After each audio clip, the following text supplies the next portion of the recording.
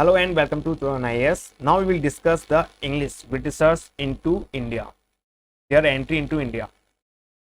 So 1498, Vasco da Gama came. 1510, they captured, Portuguese captured the Goa, and after that, you can see that for a very long period of time, in 1609, Captain Hawkins came into India. First time Britishers came into India for permission to trade in India. So you can see almost for 100 years, Britishers had no idea what was happening. They did not know what was the sea trade route to India for 100 years. So Portuguese benefited a lot with this trade and they kept it as a secret. But in the late 16th century, it was no more a secret. Many adventurers actually had found the sea trade route to India. And another important thing happened that the Britishers had developed the better ships. Their ships were faster than the Portuguese ships, so they could easily defeat the Portuguese if there was need to fight with them, because obviously they will resist it.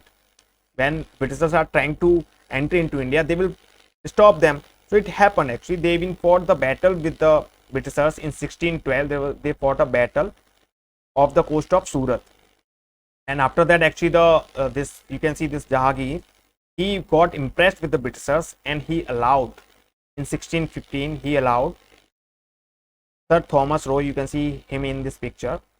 He got permission from the Jahangir to set up factories at Agra, Ahmedabad and Bharuch.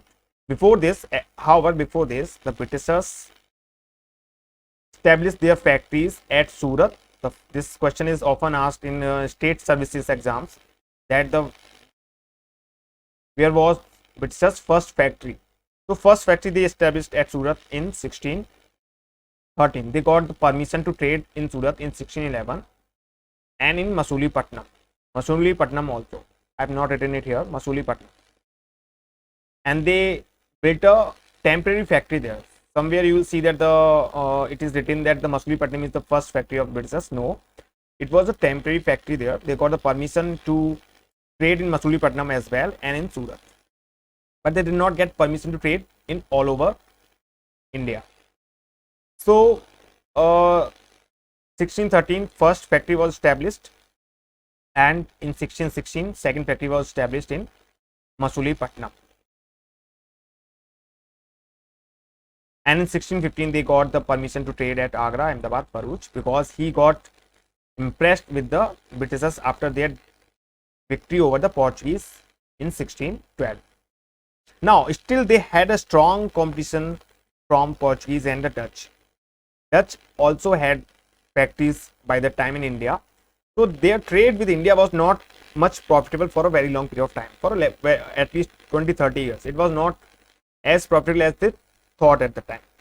But few important events occurred in the history at the time. That one was that they got the Golden Farman by the Sultan of Golconda. At the time, this area, it was being ruled by the Hyderabad area. It was being ruled by the Sultan of Golconda. It was not directly under the rule of Mughal kingdom. Okay, actually we will discuss it later, that this area was under the Bahmani kingdom, and which was disintegrated into various small kingdoms. So this Hyderabad area was being ruled at the time by the Sultan of Golconda. So they got the permission to trade freely within the territory of Golconda in 1632. So this from there their trade became very profitable. Now another important thing happened, that there was a royal wedding. Portuguese princess was married to the British king. Okay, so in Dowry they got the Bombay. Britishers got the Bombay in 1662. King got the Bombay, and later it was given to the East India Company in 1668. No need to remember the years, they are not important, but you get the timeline. Actually you get the better idea of what is happening. So in 1668 British India, so you can see that for 50 years they did not have much sway in India. For almost 50 years they did not have much sway in India. Still the Portuguese were ruling, over the trade route. Fine. So it was, so then they shifted from Surat to Bombay after this. And another thing happened, that which I have discussed earlier, that they had a compromise with the Dutch in 1667, after which it was decided that the Dutch will remain only in Indonesia and they will not intervene in India, and India will be for the Britishers. So these two important things, in fact all these three things were important for Britishers to get more deeper entry into India. Another thing happened in the South India, they got the Madras and built the factory in Madras in 1639. You can see in 1639 they built the factory at Madras. So in South also now they had the center, trading center, and later they built the fort here, which was called the St. George Fort. And now the most important area is the Bengal area. Bengal was very important for trade because from there you could trade with Bihar and UP and MP. So it was very important for trade. So they built the factory here in Hooghly. They got the permission to trade in Hooghly, but later what happened? They had some fight with the local ruler Sahista Khan. They had problem with Sahista Khan, because of which they were demolished. They were routed from this place, Hooghly. They were removed from the Hooghly, but after a few years, they got permission to settle here in Calcutta. They had a pact with the Mughal kingdom. Mughal king, they had a pact and they got the permission to settle here in Calcutta. There were three villages actually. Name was this. One was this Tutanuti. Another was the Govindpur, and the third was Kalikata, which is now known as Kalighat. So these three villages, they got the Jamindari also. Jamindari rights also they got for these three villages, and it became their center later. Fine. So in 1700 they built the fort also, and it was named as a Fort William. They built the fort earlier, but it was named Fort William in 1700. So you just need to know that how did they first enter in Surat and Masulipatam. Later Madras became the center in South India and Kolkata in Eastern India. So these things are important. You just need to know roughly. No need to remember the dates, exact dates, which are not important for civil service examination. However, sometimes these things are asked in state services. Now the most important thing happened to East India Company was that in 1750 they got a farman from the Mughal Emperor Farrukh Shah. But why? Because he had fallen in 1718 or 1714, and the English, they had a surgeon named William Hamilton with them.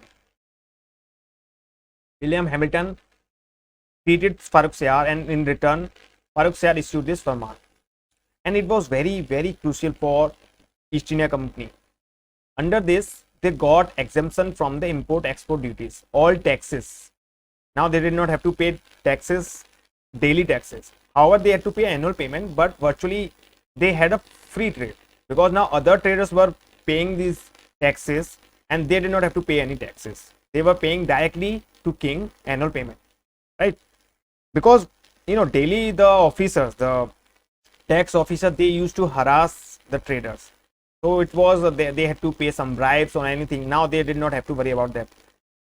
Now the mechanism was that they were given power to issue dastaks. Dastaks were actually passes for this trade, right?